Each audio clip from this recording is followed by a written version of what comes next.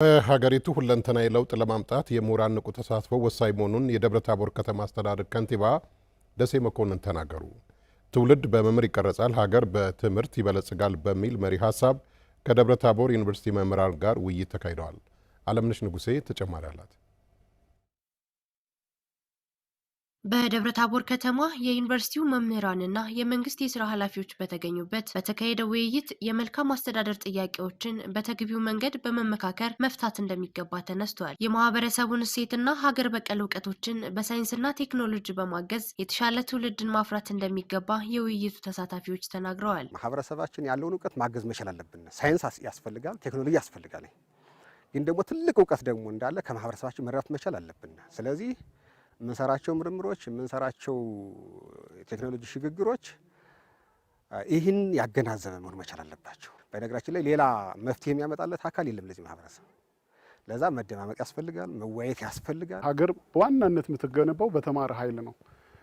በተማረ ኃይል እንድትገነባ ደግሞ የተማረው ኃይል ከመንግስት ጋር እጅና ጓንት ሆኖ መስራት አለበት። እጅና ጓንት ሆኖ ለመስራት ደግሞ ሁለቱ አካላት ተናበው መስራት ይጠበቅብናል የሚል ሀሳብ አለኝ። የሀገሪቱን ሁለንተናዊ ለውጥ ለማምጣት የምሁራን ንቁ ተሳትፎ ወሳኝ መሆኑን የደብረታቦር ከተማ አስተዳደር ከንቲባ ደሴ መኮንን ተናግረዋል። የአካባቢውን እሴት ወግና ባህል ጠብቆ የሚሄድ ትውልድ ከመገንባት አኳያ የመምህራኖች ድርሻ ቀላል አይደለም።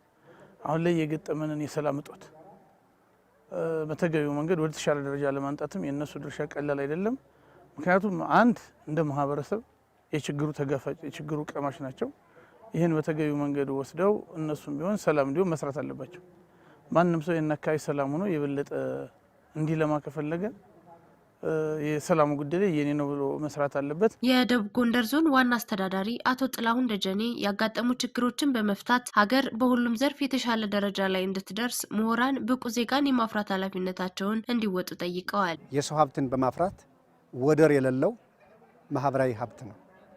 ይህንን ሀብት በአግባቡ በመጠቀም ትውልድን እንዲያንጽ ስለ ሰላም፣ ስለ ሀገራዊ አንድነት የበኩላቸውን ድርሻ እንዲወጡ መምህራን የማይተካ ሚና አላቸውና በመምህራን ሚና ላይም ገብተን ሰፋፊ ውይይቶችን በማድረግ ለቀጣይ ሚናቸውና ተልእኮቻቸው እንዲወጡ የጋራ መግባባት የደረስንበት። የአማራ ክልል ስራ አመራር ኢንስቲትዩት ፕሬዝዳንት አቶ ሱባለው መሰለ ሀገር በሰብአዊ ልማት ላይ የተመሰረተ ለውጥ ለማምጣት ምሁራን አይተኬ ሚና እንዳላቸው ተናግረዋል። በጥናት ላይ የተመሰረተ የምሁራን ሀሳቦችን በመቀበል ለጥያቄዎች ተገቢ መልስ ለመስጠት በጋራ መስራት ይገባል ብለዋል። አሁን ያለንበትን የጸጥታ ችግር፣ የፖለቲካ ችግር፣ ማህበራዊና ኢኮኖሚያዊ ችግር ለመፍታት መንግስት ያለ ምሁራን ውጤት ሊያመጣ አይችልም። በጥናት ላይ የተመሰረተ የምሁራን አስተዋጽኦ ገንቢ ሀሳቦችን ይፈልጋል ማለት ነው። ይህን ታሳቢ በማድረግ ትውልድ ቀረጻ ላይ ካልተሰራ ማንም ያደገ ሀገር በትምህርት በዜጎች ቀረጻ ላይ የተመሰረተ ካልሆነ በስተቀር ለውጥ ልናመጣ እንደማንችል ታሳቢ ማድረግ ያስፈልጋል። የአማራ ክልል ምክር ቤት ምክትል አፈ ጉባኤ የተከበሩ አቶ አማረ ሰጤ ውይይትን በማስቀደምና የጋራ መግባባት በመፍጠር ችግሮችን መፍታት እንደሚገባ አሳስበዋል። የመጡ ስኬቶችና ተግባሮችን በደንብ ለይተን ማስቀመጥ አለብን። ሁለተኛ ደግሞ በእኛ ክልል የገጠሙን ችግሮችና መፍትሄዎችን በደንብ ማስቀመጥ አለብን።